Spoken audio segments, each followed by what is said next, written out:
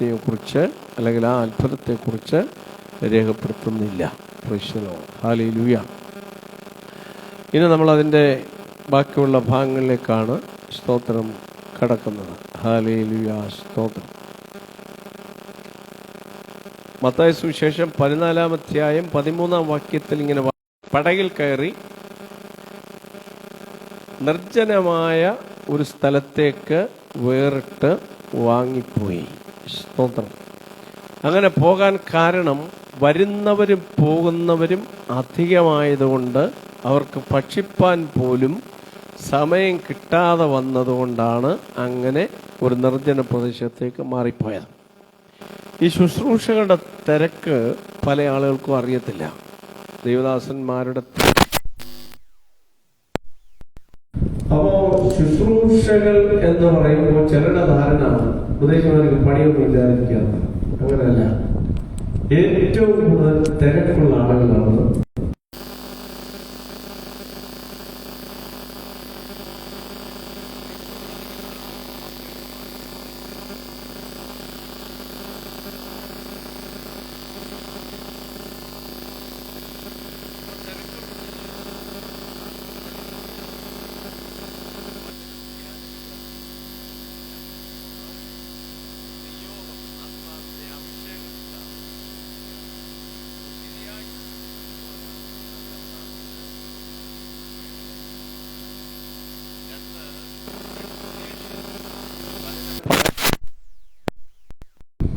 പഠനവും ധ്യാനവും ഉണ്ടായിരിക്കണം.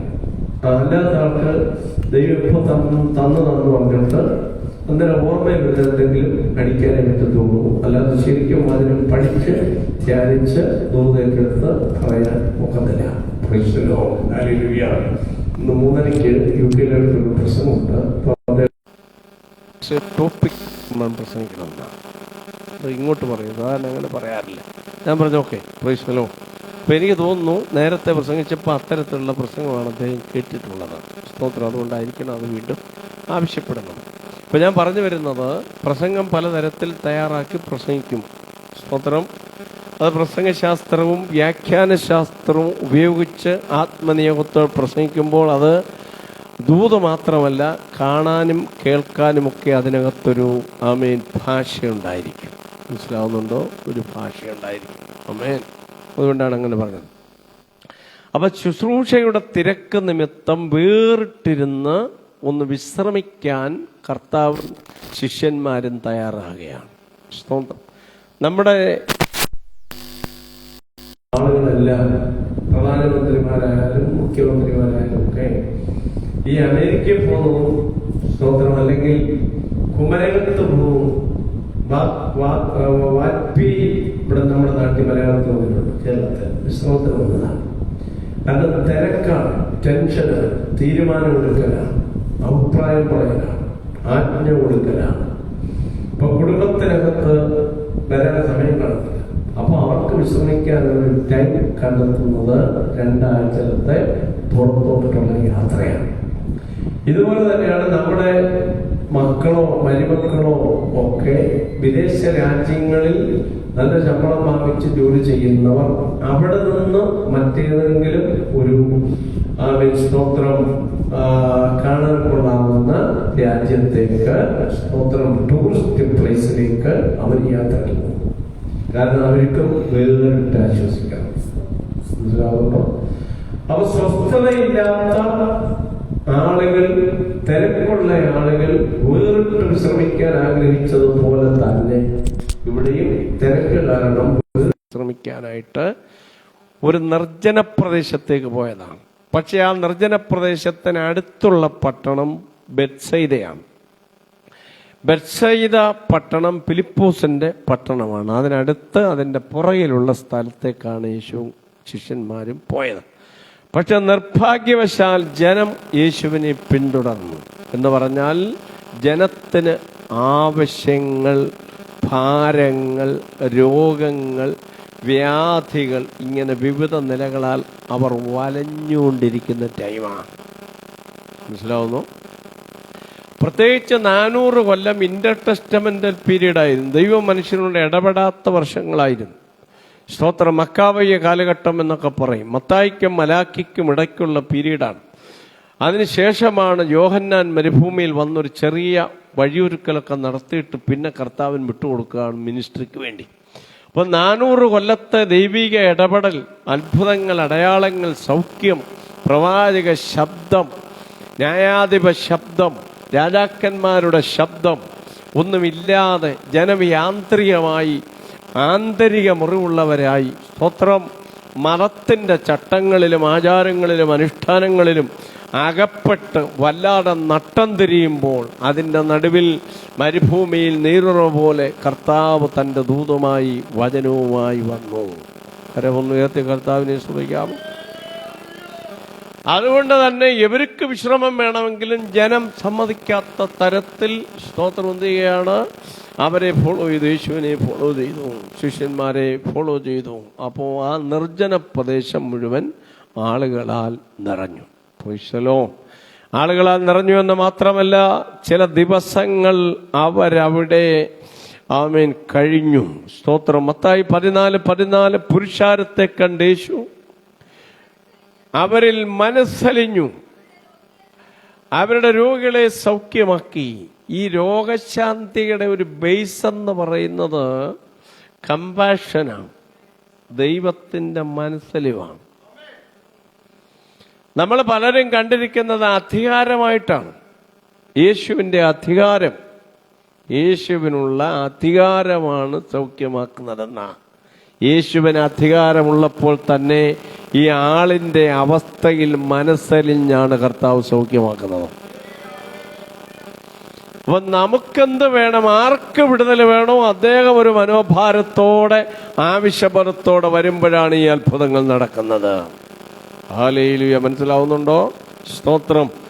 മറ്റൊരു ഭാഗത്ത് നാം വായിക്കുന്നത് പുരുഷാരത്തെ കുഴഞ്ഞവരും ചിന്നിയവരുമായി കണ്ടു. അങ്ങനെ കർത്താവ് അവരുടെ നടുവിൽ അത്ഭുതങ്ങൾ ചെയ്യുകയായിരുന്നു. അപ്പൊ ജനം പലരും പലതും ഉണ്ടെന്ന് പറയുന്നെങ്കിലും അവർ കുഴഞ്ഞവരാണ്, അവർ ചിന്നിയവരാണ്. പിടികിട്ടുന്നുണ്ടോ പറഞ്ഞു വരുന്നത്?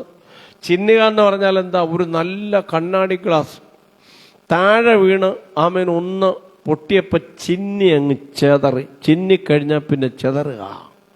ഇനി അതൊന്നിനും കൊള്ളാത്തൊരു പരുവമാണ്. പക്ഷെ അതിന് ദൈവത്തിന് വേണം. കുഴയുക എന്ന് പറഞ്ഞാൽ എന്താ? ഇങ്ങും എത്തത്തില്ല, അങ്ങും എത്തത്തില്ല. ഒന്നിനും കൊള്ളാതെ കുഴഞ്ഞുപോയി. ബിരിയാണി വെച്ചപ്പോൾ കുഴഞ്ഞുപോയി, ചോറ് വെച്ചപ്പോൾ കുഴഞ്ഞുപോയി, അവിയൽ കുഴഞ്ഞുപോയി എന്ന് പറഞ്ഞാൽ അതിൻ്റെ അർത്ഥം എന്താ? പിന്നെ അത് അവിയലാണെന്ന് പറയാനൊക്കത്തില്ല, പിന്നീട് അത് ബിരിയാണിയാണെന്ന് പറയാനൊക്കത്തില്ല.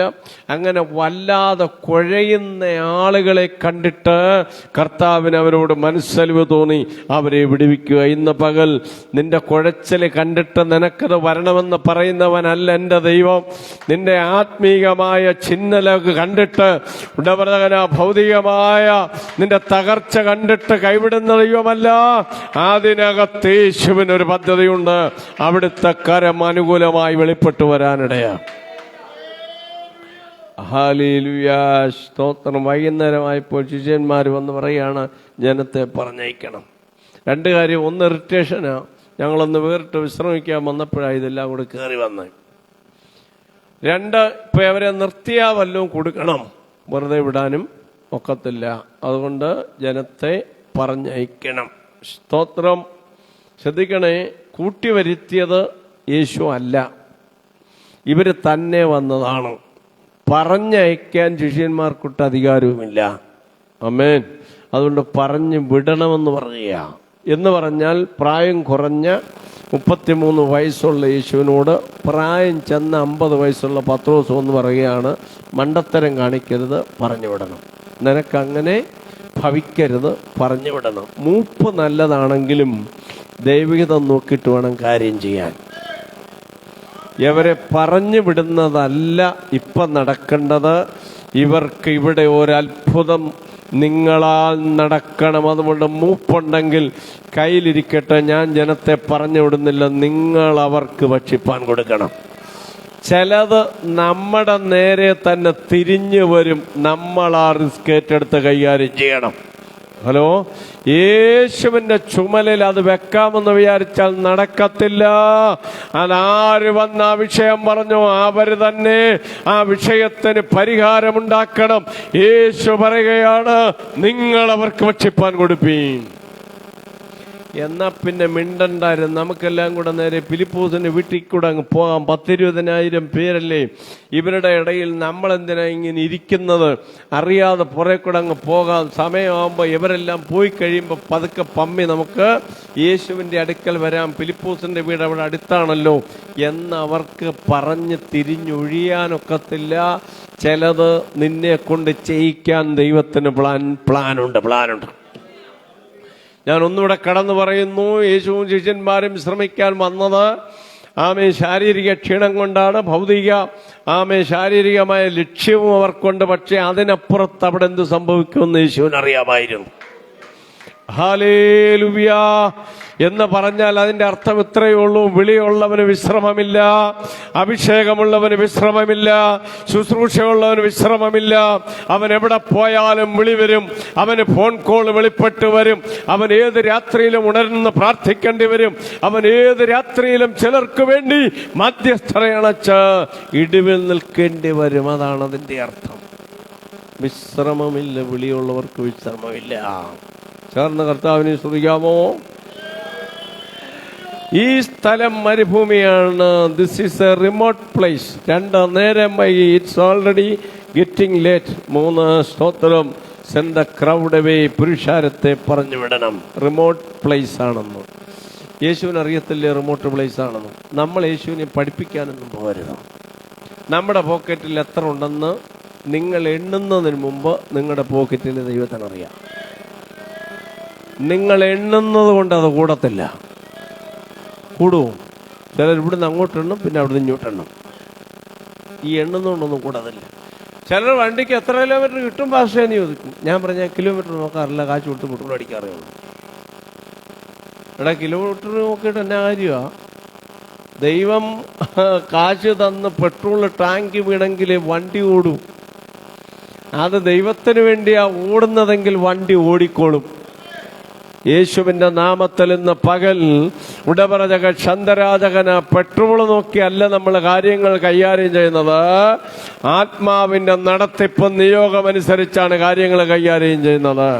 ഉടക പരഗതന ധരാജന. ഞാനും നിങ്ങളും എത്ര അങ്ങോട്ടും ഇങ്ങോട്ടും മറിച്ചും തിരിച്ചും എണ്ണിയാലും എന്റെയും നിന്റെയും കയ്യിലുള്ളത് കൂടത്തില്ല. ദൈവം അത്ഭുതം ചെയ്തെങ്കിലേ കാര്യം നടക്കും. മനസ്സിലാവുന്നുണ്ടോ? സ്തോത്രം. ഹല്ലേലൂയ. അപ്പോ ഇവര് എന്ത് പറഞ്ഞു? ഇവർക്ക് തന്നെ നാടൻ ഭാഷയിൽ പറഞ്ഞാൽ പണി കിട്ടി. ഇവർക്ക് തന്നെ പറഞ്ഞല്ലേ, 10 മിനിറ്റ് കൂടെ ഉള്ളു. ഇവർക്ക് തന്നെ പണി കിട്ടി. സ്തോത്രം. അതുകൊണ്ട് വിഷമിക്കരുത്. ഈ പണി നല്ല പണിയാ. കുറച്ചുകൂടെ കഴിയുമ്പം ഈ പുള്ളി അങ്ങ് പോവും, യേശു അങ്ങ് പോവും. പിന്നെ ചില സന്ദർഭങ്ങളിൽ നേരോടെ നിൽക്കാൻ, നട്ടല്ലോടെ നിൽക്കാൻ, തറവോടെ നിൽക്കാൻ നീ ഈ അത്ഭുതം കാണണം. നീ ഈ അത്ഭുതം ചെയ്യണം. യേശുവിന്റെ നാമത്തിൽ നിന്നെ കൊണ്ട് ചില കാര്യങ്ങൾ ചെയ്യിപ്പിക്കുന്നത് ഇന്നത്തേക്ക് മാത്രമല്ല, നാളുകളിൽ നിനക്ക് ദൈവത്തിന് വേണ്ടി പ്രയോജനപ്പെടാൻ ഉണ്ടെന്ന് ദൈവം കണ്ടിട്ട് ചില മുഖാന്തരങ്ങൾ ഒരുക്കുകയാ. ദൂതകൾ വിശ്വസിക്കുന്നവർ ഏറ്റെടുത്ത ദൈവത്തെ സ്തുതിക്കുക. ദൈവം നിന്നെ കൊണ്ട് എന്തെങ്കിലും കാര്യങ്ങൾ ചെയ്യിക്കുന്നുണ്ടെങ്കിൽ ഉടമരകസ്ഥന അത് ഇന്നത്തേക്ക് വേണ്ടി മാത്രമല്ല, നാളുകളിൽ നീ ദൈവത്തിന് വേണ്ടി പ്രയോജനപ്പെടാനുള്ളവനാ.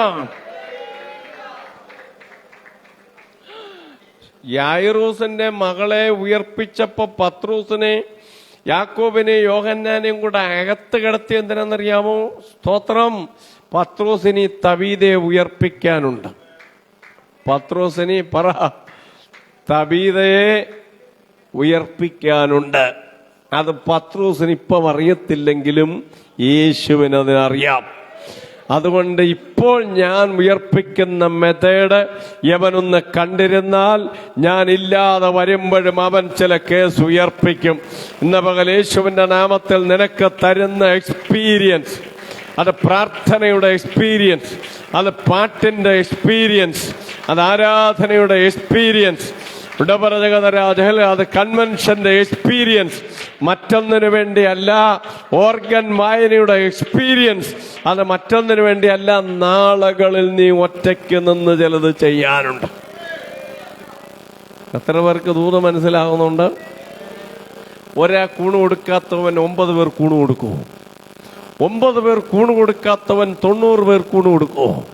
90 പേർ കൂണ് കൊടുക്കാത്തവൻ 900 പേർ കൂണ് കൊടുക്കുമോ? 1 മണിക്കൂർ പ്രാർത്ഥിക്കാത്തവൻ 1.5 മണിക്കൂർ പ്രാർത്ഥിക്കുമോ? പറ. ഇല്ല. ചെറിയ ഒരു ലെവലിൽ തുടങ്ങിയാൽ അത് വളർന്നു വരാനിടയാകണം. ഹല്ലേലൂയ. ഈ ദിവസങ്ങളൊരു വളർച്ച ദൈവം പ്രതീക്ഷിക്കുക. അത് പ്രാർത്ഥനയ്ക്കൊരു വളർച്ച ഉണ്ടാകണം, ആരാധനയ്ക്കൊരു വളർച്ച ഉണ്ടാകണം, സഭയ്ക്കൊരു വളർച്ച ഉണ്ടാകണം, ആത്മീയത്തിനൊരു വളർച്ച ഉണ്ടാകണം. ഒരു വളർച്ചയ്ക്ക് വേണ്ടി നീ പ്രാർത്ഥിര്. മൊരടിച്ചിരുത്താനാ പിശാച് പ്ലാൻ ചെയ്യുന്നത്. എന്നാൽ ദൈവത്തിന് നിന്നെ വളർത്താൻ പദ്ധതിയുണ്ട്. ഡഗബാര വലഭ ക്ഷന്തരാജലഘടകസി. ഹല്ലേലൂയ. സ്തോത്രം. നിങ്ങൾ അവർക്ക് ഭക്ഷിപ്പാൻ കൊടുപ്പീൻ. അങ്ങനെ പറയാൻ കാരണം ലൂക്കോസ് 9:10. ശിഷ്യന്മാരിപ്പോ പോയിട്ട് അത്ഭുതം ചെയ്തിട്ട് വന്നതാ. ഇവര് പോയി അത്ഭുതം ചെയ്തിട്ട് വന്നതാ. ലൂക്കോസ് അങ്ങനെ പറയുന്നുണ്ട്. അവർ പോയി അത്ഭുതം ചെയ്തു. അവര് തന്നെ പോയി അത്ഭുതം ചെയ്തിട്ട് ഇപ്പൊ യേശുവിന്റെ കൂടെ നിൽക്കുമ്പോ ഇവർക്കൊരു അത്ഭുതം ചെയ്യാൻ മടിയാണോ? ഹലോ, ചിലർക്ക് അങ്ങനെ കേട്ടോ. തന്നെ ചില കാര്യങ്ങൾ ചെയ്തിട്ടുമുണ്ട്. പക്ഷെ ഇപ്പൊ ചെയ്യണമെന്ന് പറഞ്ഞാൽ ഇവർക്കൊരു വലിയ ബുദ്ധിമുട്ടാ. കർത്താവ് പറഞ്ഞു, നീ തന്നെ പോയി ഞാൻ നിന്നെ വിട്ടപ്പം നീ ചിലത് ചെയ്തതാ. ഇപ്പൊ ഞാൻ ഉണ്ടെന്ന് കരുതി ഇപ്പൊ ചെയ്യാതിരിക്കണ്ട. ഇന്നലകളിൽ ദൈവം നിന്നെ കൊണ്ട് ചെയ്യിച്ചതുപോലെ ചിലത് തുടരുകയാ. യേശുവിന്റെ നാമത്തിൽ ഉടകബല ചില ആത്മീയ ശുശ്രൂഷകൾ തുടരുകയാ. അത് ഈ ദിവസങ്ങൾ തലമുറകൾ ഏറ്റെടുക്കട്ടെ. ഉടപാരകന മാതാപിതാക്കൾ അതിനെ പ്രോത്സാഹിപ്പിക്കട്ടെ. അവർ ആലയത്തിൽ പ്രയോജനമുള്ളവരായി മാറട്ടെ. അവർ ദൈവത്തിന് പ്രയോജനമുള്ളവരായി മാറട്ടെ. ഉടപാരകന ദൈവം തുടങ്ങി വെച്ചിട്ട് അവസാനിപ്പിക്കുന്ന ദൈവമല്ല. ആമേൻ. ദൈവം എന്തോ തുടങ്ങി വെച്ചോ അത് പൂർത്തീകരിക്കുന്ന ദൈവമാണ്. ആമേൻ, ആമേൻ. ഫിലിപ്പോസിനോട് ചോദിച്ചവർക്ക് എവിടെ നിന്ന് അപ്പം കിട്ടുമെന്ന് പറഞ്ഞാൽ അടുത്തുള്ള ബേക്കറികൾ ഏതൊക്കെയാണെന്ന് ആർക്കറിയാം? ഫിലിപ്പോസിനറിയാം. ബെസ്റ്റ് ബേക്കറിയോ? സ്തോത്രം. ഡിലൈറ്റ് ബേക്കറിയോ? ഹല്ലേലൂയ. പിന്നെ ഏതാ? ഗ്രാൻഡ് ബേക്കറിയോ? ഇതേതാ? കള്ളപ്പറമ്പിലോ? ഞാൻ വിചാരിച്ച കള്ളപ്പറമ്പിലാണ്.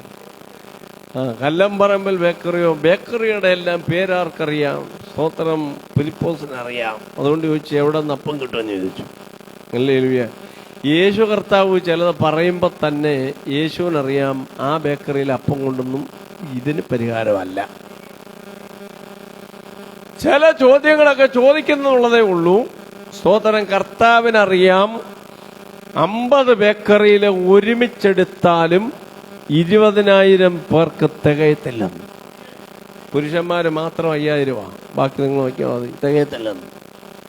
പിടികിട്ടുന്നുണ്ടോ? അപ്പൊ അങ്ങനെയാണ് ഒരു കാര്യം പറയാം. തികയാത്ത വിഷയത്തിൽ ചോദ്യം ചോദിച്ചിട്ട് വലിയ കാര്യമൊന്നുമില്ല. പിടികിട്ടുന്നുണ്ടോ? തികയാത്ത വിഷയത്തിനകത്ത് ആവശ്യമില്ലാതെ ചോദ്യങ്ങൾ ചോദിച്ചിട്ട് ഒരു കാര്യമില്ല. തികയ്ക്കാൻ കഴിയുന്നവനോട് പ്രാർത്ഥിച്ചാ മതി.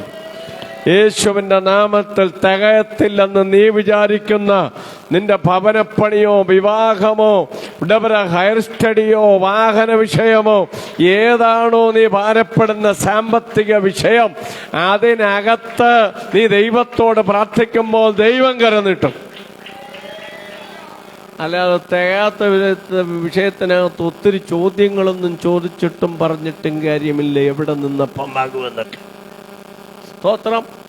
യോഹന്നാനിൽ അത് പറയുന്നുണ്ട്. അവനെ പരീക്ഷിപ്പാൻ അത്രേ ചോദിച്ചത്. യോഹന്നാൻ 6 അവനെ പരീക്ഷിപ്പാൻ അത്രേ ചോദിച്ചത്. സ്തോത്രം. അടുത്ത പ്രകടനം വായിക്കുന്നത് അവൻ എന്ത് ചെയ്യുവാൻ പോകുന്നു എന്ന് യേശു അറിഞ്ഞിരുന്നു. യോഹന്നാൻ 6:6 അവൻ എന്ത് ചെയ്യാൻ പോകുന്നു എന്ന് യേശു അറിഞ്ഞിരുന്നു. വായിര്. ഇതവനെ പരീക്ഷിപ്പാൻ അത്രേ ചോദിച്ചത്. താൻ എന്ത് ചെയ്യാൻ പോകുന്നു എന്ന് താൻ അറിഞ്ഞിരുന്നു എന്ന് പറഞ്ഞാൽ ശിഷ്യന്മാർ അറിഞ്ഞിരുന്നില്ല. ഹലോ, വിഷയം ശിഷ്യന്മാരുടെ മുമ്പിൽ ഉണ്ട്, പക്ഷെ ശിഷ്യന്മാർക്ക് എന്ത് ചെയ്യാൻ പോകുന്നു എന്നറിയത്തില്ല. ഹലോ, നിങ്ങളിവിടെ ഉണ്ടോ? നിങ്ങളുടെ വിഷയം നിങ്ങളുടെ മുമ്പിൽ കിടക്കുന്നു എന്ന് നിങ്ങൾക്കറിയാം, പക്ഷെ ഇതിനകത്ത് എന്ത് അത്ഭുതമാണ് നടക്കാൻ പോകുന്നത് നിങ്ങൾക്കറിയത്തില്ല. ഇന്ന് പകൽ നിങ്ങൾ അറിയാത്തൊരത്ഭുതം നിങ്ങളുടെ ആ വിഷയത്തിനകത്ത് വെളിപ്പെടുമെന്ന് എത്ര പേർക്ക് വിശ്വസിക്കാൻ കഴിയും? എന്താ പറ, ഞാൻ അറിയാത്തൊരത്ഭുതം എന്റെ വിഷയത്തിനകത്ത് വെളിപ്പെടുമെന്ന് ഞാൻ ഇന്നേ ആഴത്തിൽ വിശ്വസിക്കണം. യേശുവിന്റെ അധികാരമുള്ള നാമത്തിൽ വിഷയം നമ്മുടെ മുമ്പിലുണ്ട്, വിഷയത്തിന്റെ എണ്ണം നമ്മുടെ മുമ്പിലുണ്ട്, വിഷയത്തിന്റെ വലിപ്പം നമ്മുടെ മുമ്പിലുണ്ട്. പക്ഷെ അതിനകത്ത് നമ്മൾ അറിയാത്തൊരത്ഭുതം ദൈവം ചെയ്യും. എത്ര പേർക്ക് മനസ്സിലാവുന്നുണ്ട് തോന്നുന്നു? നിങ്ങൾ ക്ഷീണിച്ചു പോയെന്ന് എനിക്കറിയാം. സ്തോത്രം.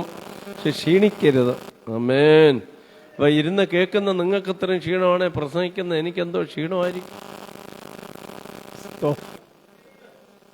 ഞാൻ വയറ് പിടിച്ചു നിന്നാ പ്രസംഗിക്കുന്നത്. ഇവിടെ ലെലിയ പറഞ്ഞോട്ടെ.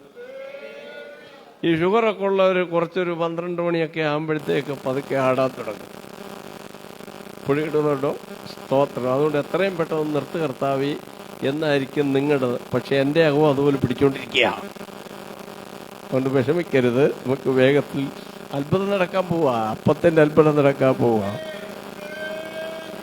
ഹല്ലേലൂയ, സ്തോത്രം. താൻ എന്ത് ചെയ്യാൻ പോകുന്നു എന്ന് യേശു അറിഞ്ഞിരുന്നു. 200 ദിനാറിയോൺ 1530 രൂപയ്ക്ക് 200 പണം കൊണ്ട് നടക്കത്തില്ലെന്ന് ഫിലിപ്പോസ് പറഞ്ഞു. സ്തോത്രം. ഒരു കാര്യം ഞാൻ പറയാം, നമ്മുടെ കയ്യിലുള്ള കാശ് കൊണ്ട് നടക്കത്തില്ല, പക്ഷെ ദൈവത്തിന്റെ പക്കൽ പണമുണ്ട്.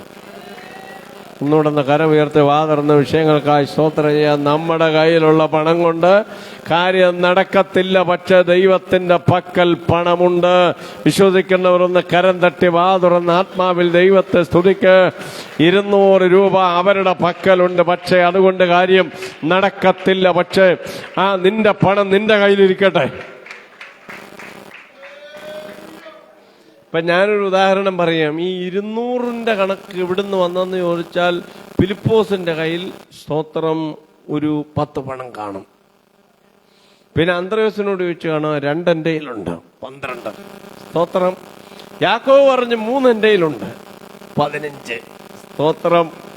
പത്രോസ് ലീഡറല്ലയോ, യൂദ കാശ്യർ വന്നല്ലോ. യൂദ പറഞ്ഞു 25 എൻ്റെ കയ്യിലുണ്ടെന്ന്. സ്തോത്രം. എല്ലാം കൂടെ കണക്കൂട്ടി. പിന്നെ പുരുഷാരത്തിൽ ഇച്ചിരി കാശുള്ള ഗൾഫുകാരച്ചായന്മാരും അമ്മമാരും പിന്നെ UK കാരെയും പിന്നെ US കാരും ഒക്കെ ഉണ്ടായിരുന്നു. അവരെ എല്ലാം കൂടെ ഒന്ന് അഡ്ജസ്റ്റ് ചെയ്ത് ഒരു 25 വീതം എടുത്താൽ ടോട്ടൽ എത്ര കാണും? 200. കർത്താവ് പറഞ്ഞു പിരിവൊന്നും നടത്തണ്ട, അവിടെ ഇരിക്കട്ടെന്ന് പറഞ്ഞു. കയ്യിലുള്ളത് കൈവച്ചു, പിരിവൊന്നും വേണ്ട, ഇവിടെ അത്ഭുതം നടക്കും. ഒന്നുകൂടെ കരമടിച്ച് വാതുറന്ന് ദൈവത്തെ ശ്രമിച്ചാട്ടെ. വാ തുറന്ന് വാ തുറന്ന് വാ തുറന്ന് വാ തുറന്ന് വാ തുറന്ന് സ്തോത്രം പറ. ഇവിടെ അത്ഭുതം നടക്കും. പിരിവൊന്നും വേണ്ട, പിരിവൊന്നും വേണ്ട. ദൈവത്തിന് അത്ഭുതങ്ങൾ ചെയ്യാൻ കഴിയും. ഹല്ലേലൂയ.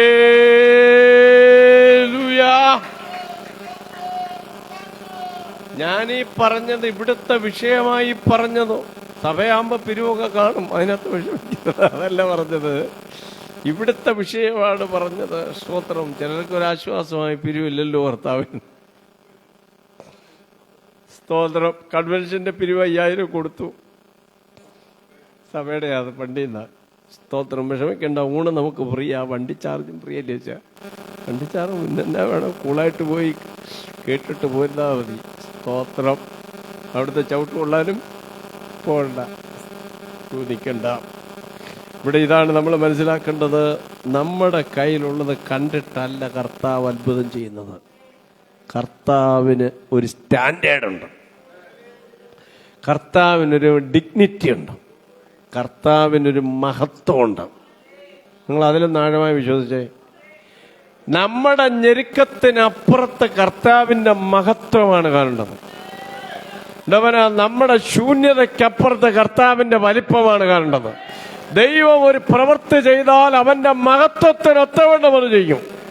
ആമേ, എന്റെ ദൈവമോ, നിങ്ങളുടെ ബുദ്ധിമുട്ടൊക്കെയും തന്റെ ധനത്തിന്റെ വലിപ്പത്തിനൊത്തവണ്ണം, മഹത്വത്തിനൊത്തവണ്ണം അവൻ ചെയ്തു തരും. ദൂതുകൾ ഏറ്റെടുത്ത് ആത്മാവിൽ ദൈവത്തെ സ്തുതിച്ചാണ്. ഹല്ലേലൂയ, ആമേൻ. എങ്കിലും ഇത് എത്ര പേർക്ക് എന്തുള്ളൂ? 5 അപ്പവും 2 മീനും അന്ത്രയോസ് കണ്ടെത്തി. കൂടുതൽ ഞാൻ വ്യാഖ്യാനിക്കുന്നില്ല. അടുത്ത ആഴ്ചത്തേക്ക് നീട്ടുന്നു. യേശു പറഞ്ഞു അതിഞ്ഞു കൊണ്ടുവരാൻ. സ്തോത്രം. നിങ്ങളുടെ ചേർന്ന് ദൈവത്തെ സ്തുതിച്ചാട്ടെ. യേശു അത് കൊണ്ടുവന്നു. ശിഷ്യന് കർത്താവ് സ്വർഗത്തിലേക്ക് നോക്കി വാഴ്ത്തി നുറുക്കി ശിഷ്യന്മാരുടെ കയ്യിൽ കൊടുത്തു. യേശുവിന്റെ കയ്യിൽ എത്തുന്നതെല്ലാം വാഴ്ത്തി നുറുക്കി അനുഗ്രഹിച്ച് തിരിച്ചു തരുന്നതാണ്. ചിലർ അവരവരുടെ കയ്യിൽ തന്നെ വെച്ചിരിക്കുകയാണ്. അതിൻ്റെ മേൽ വാഴ്ത്തൽ വരുന്നില്ല, അത് നുറുക്കൽ വരുന്നില്ല, അത് തിരിച്ച് നമ്മുടെ കയ്യിൽ വരുന്നില്ല. യേശുവിന്റെ നാമത്തിൽ ഇന്ന് പകൽ അവന്റെ കയ്യിൽ ചിലത് എത്തിക്കാമെങ്കിൽ അവന്റെ അനുഗ്രഹത്തിന്റെ കരം കൊണ്ട്, സൃഷ്ടിതാവിന്റെ കരം കൊണ്ട് ഉടപറഞ്ഞകനെ അതിനെ വർദ്ധിപ്പിക്കുന്ന ദൈവമാണ്. യേശുവിന്റെ നാമത്തിൽ അത് വർദ്ധിക്കട്ടെ. ഹല്ലേലൂയ. പന്തി പന്തിയായിരുത്താൻ പറഞ്ഞു. ഒരിടത്ത് നമ്മൾ വായിക്കുന്നത് സ്തോത്രം 50 വീതം ഇരുത്താന. മർക്കോസ് പറയുമ്പോൾ 100ഉം 50ഉം പന്തിയായിരുത്താൻ, 50ഉം 100ഉം 50 പന്തിയായി ആമേൻ ഇരുത്തിയെങ്കിൽ 100 വരിയുണ്ട്, 100 വരിയുണ്ട്. ഇനി മർക്കോസ് പറയുന്നതനുസരിച്ച് 100ഉം 50ഉം ഇത് ഇരുത്തിയെങ്കിൽ സ്തോത്രം 50ന്റെ 50 വരി, 50 വരിയും 100ന്റെ 50 വരി. ഒന്ന് സ്തോത്രം പറഞ്ഞാട്ടെ. എന്തായാലും ഇരിക്കുന്നതിന് ഒരു ക്രമമുണ്ട്, വിളമ്പുന്നതിനൊരു ക്രമമുണ്ട്, ഇരുത്തുന്നവനൊരു വിശ്വാസമുണ്ട്, ഇരിക്കുന്നവനൊരു വിശ്വാസമുണ്ട്. മൊത്തത്തിൽ തീർക്കുക. സ്തോത്രം. ഇവിടെ ഇരിക്കട്ടെ, ഇരിക്കട്ടെ, ഇരിക്കട്ടെ, അവിടെ ഇരിക്കട്ടെ. എന്തുകൊണ്ടോണ്ടിരിക്കാനാ? 5 അപ്പവും 2 മീനും വന്നു. അതാ കൊച്ചൻ തള്ള കൊടുത്തു വിട്ട സാധനമാണ്. ഞങ്ങളൊന്നും ഇരിക്കത്തില്ല എന്ന് പറഞ്ഞാൽ നീ അത്ഭുതം തിന്നത്തില്ല. സ്തോത്രം പറഞ്ഞാടെ. നീ കാണാത്ത ദൈവത്തിന്റെ പക്കലുണ്ട്. ദൂത് കേൾക്കുമ്പോ വിശ്വാസത്തോടെ അങ്ങ് ഇരുന്നോണം. ഇടപെടകന ഒരു കൊട്ടയിലോട്ട് അങ്ങ് പകർന്നോണം. അതിനകത്ത് ദൈവം വേറെ സൃഷ്ടിതാവിന്റെ കരം കൊണ്ട് പകരുക. യേശുവിന്റെ അധികാരമുള്ള നാമത്തിൽ ഇടകവനരകതന ഒരു വലിയ പകർച്ച നടക്കുക. അത് അത്ഭുതത്തിന്റെ പകർച്ചയാ, അത് അല്പത്തിന്റെ പകർച്ചയാ, അത് അപ്പത്തിന്റെ പകർച്ചയാ, അത് അത്ഭുതത്തിന്റെ പകർച്ചയാ, അത് മീനിന്റെ പകർച്ചയാ, നിന്റെ ശരീരത്തിന്റെ പോഷണത്തിന് വേണ്ട പകർച്ചയാ, നിനക്ക് ആത്മബലത്തിന് വേണ്ട ഒരു പകർച്ചയാ. സ്തോത്രം. എല്ലാവരും തിന്ന് തൃപ്തരായി. തികഞ്ഞില്ല പാസ്റ്ററേ. ചിലർ പറയുന്ന തികഞ്ഞില്ല പാസ്റ്ററേ. പിന്നെ ഞങ്ങൾ അഡ്ജസ്റ്റ് ചെയ്യുകയായിരുന്നു. എന്ത്? സാമ്പാറിനകത്ത് വെള്ളം ഒഴിച്ചു. തികഞ്ഞില്ല പാസ്റ്ററേ. പിന്നെന്ത് ചെയ്തു? ഞങ്ങൾ ഓമയ്ക്ക വെട്ടിയിട്ട് അഡ്ജസ്റ്റ് ചെയ്തു, ഉരുളൻകിഴങ്ങ് വെട്ടിയിട്ട് അഡ്ജസ്റ്റ് ചെയ്തു. യേശുവിന്റെ അത്ഭുതത്തിനകത്ത് ഉരുളക്കിഴങ്ങ് വെട്ടിയിട്ട് അഡ്ജസ്റ്റ് ചെയ്യണ്ട, കപ്പളങ്ങ വെട്ടിയിട്ട് അഡ്ജസ്റ്റ് ചെയ്യണ്ട, ഹലോ, വെള്ളം ചേർത്ത് അഡ്ജസ്റ്റ് ചെയ്യണ്ട. അത് ഒറിജിനൽ ആയിരിക്കും. ഇന്ന് പകൽ ഉടപരകന ദൈവത്തിന്റെ പകർച്ച ഒറിജിനലാണ്. ഉടകപലരകതല അതിനകത്ത് ഒരു അഡ്ജസ്റ്റ്മെന്റും വേണ്ട. യേശുവിന്റെ നാമത്തിൽ എല്ലാവരും തിന്ന് തൃപ്തരാകും, തൃപ്തരാകും. ശേഷിച്ചത് പെറുക്കിയെടുത്തു. അത് 12 കൊട്ടയുണ്ടായിരുന്നു. കൊച്ചന്റെ കയ്യിലിരിക്കുന്നത് ഒരു കൊട്ട ഉണ്ടായിരുന്നോ? ഇല്ല, ഒരു കൊട്ട ഇല്ലായിരുന്നു. അവന്റെ കയ്യിലിരിക്കുന്ന കൊട്ടയ്ക്കകത്ത് ആകപ്പാടെ കൊട്ട ചിലപ്പം കണ്ണെന്ന് വരെ 5 അപ്പവും 2 മീനും കൂടെ, 1/4 കൊട്ട, 3/4 ശൂന്യമാ. പിടികിട്ടുന്നുണ്ടോ? പക്ഷേ ദൈവം അതിനെ വർദ്ധിച്ചപ്പോൾ 12 കൊട്ട നിറച്ചെടുത്തു. നിങ്ങളുടെ സ്വതന്ത്രം പറഞ്ഞാണ്ട് എന്നെ അതിശയിപ്പിച്ചത്, ഒരു വിശ്വാസി പോലും ഒരു കൊട്ടയായിട്ട് പോയതായിട്ട് പുസ്തകത്തിൽ രേഖപ്പെടുത്തിയിട്ടില്ല. പക്ഷെ ശിഷ്യന്മാര് 12 പേരും ഓരോ കൊട്ടയായിട്ട് പോയി. അപ്പൊ ഈ വീട്ടിൽ വെറുതെ പോയവരുടെ ചിന്ത എന്തോ ആയിരിക്കും? അല്ലേലും യേശു ശിഷ്യന്മാർക്ക് കൊടുക്കും, അവരുടെ എല്ലാം പ്രാർത്ഥന ദൈവം കേട്ട് വലിയ വലിയ കാര്യങ്ങൾ ഓരോ കൊട്ട അവരുടെ നിറച്ചുകൊണ്ടിരിക്കുക. ഞങ്ങളുടെ കൊട്ട, ഞങ്ങൾക്ക് കൊട്ടയില്ല, അപ്പോ ഇല്ല, ഞങ്ങൾക്ക് അപ്പോ ഇല്ല, കൊട്ടയില്ല. എന്താ കാര്യം എന്നറിയാമോ? തന്നുവിടാഞ്ഞേ, ഇവരുള്ളത് വിട്ടിട്ടിറങ്ങിയതാ. ഇവര് അപ്പം വാങ്ങിക്കുന്ന പടകും വലയും വള്ളവും ഒക്കെ വിറ്റിട്ടിറങ്ങിയത് കൊണ്ട് ഇതും കൂടെ കൊണ്ടുപോയെങ്കിലേ അവിടെ കാര്യം നടക്കും. നിങ്ങളുടെ വള്ളവും വലയെല്ലാം നിങ്ങളുടെ കയ്യിൽ തന്നെ ഉണ്ട്, ചൂണ്ടയും നിങ്ങളുടെ കയ്യിൽ തന്നെ ഉണ്ട്. അതുകൊണ്ട് നിങ്ങൾക്ക് പിടിക്കാം. ഇവർക്കിനി ചൂണ്ടയിടാൻ പാനൊക്കത്തില്ല. ചൂണ്ടയിടാൻ പോകുന്ന പാസ്റ്റർമാരും കാണും. സ്തോത്രം, വള്ളവും വലയും ആമേൻ സ്തോത്രം ഹല്ലേലൂയ എടുത്തുകൊണ്ട് ഇനി പോകാനൊക്കത്തില്ല. അതുകൊണ്ട് അവർക്ക് ഓരോ കൊട്ട കൊടുത്തു വിട്ടു എന്ന് പറഞ്ഞാൽ അവരെ പറഞ്ഞയക്കണമെന്ന് പറഞ്ഞവന്റെ കയ്യിൽ ഓരോ കൊട്ട അപ്പം കൊടുത്തു വിട്ടു. അവിടെ അതൂത് കിടക്കുന്നേ. ഞങ്ങളുടെ കയ്യിലെങ്ങും ഒന്നുമില്ല, അഡ്ജസ്റ്റ് ചെയ്താലും നടക്കത്തില്ല. ആകപ്പാടെ ഒരു കൊച്ചന്റെ കയ്യിലുള്ള 5 അപ്പം 2 മീനേ ഉള്ളൂ, ഇതിനെല്ലാം പറഞ്ഞു വിടണമെന്ന് വന്ന് പറയുന്നവന് 5 അപ്പം 2 മീനും എല്ലാം കൊടുത്തു വിട്ടത് ഓരോ കൊട്ടം കൊടുത്തു വിട്ടു. അവിശ്വാസം പറയുന്നത് നിന്റെ കയ്യിലാ ഒരു കൊട്ട തരാൻ പോകുന്നത്. കരമടിച്ച് വാതുറന്ന് സ്തോത്രം പറ. അവിശ്വാസം പറയുന്ന നിന്റെ കയ്യിൽ ദൈവം ഒരു കൊട്ട തരാൻ പോവുക.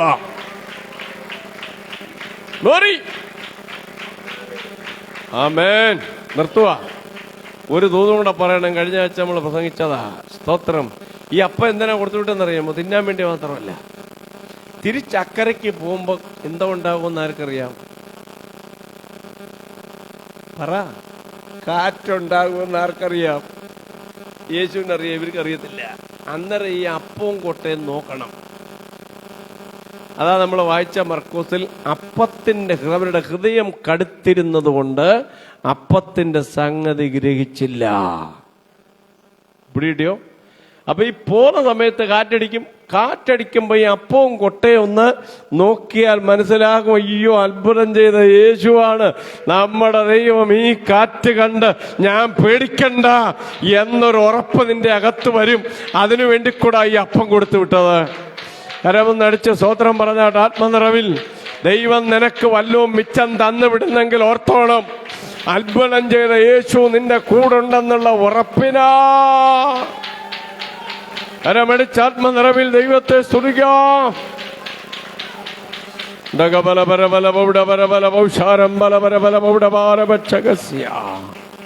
കണ്ണടയ്ക്കാൻ പ്രാർത്ഥിക്കാം.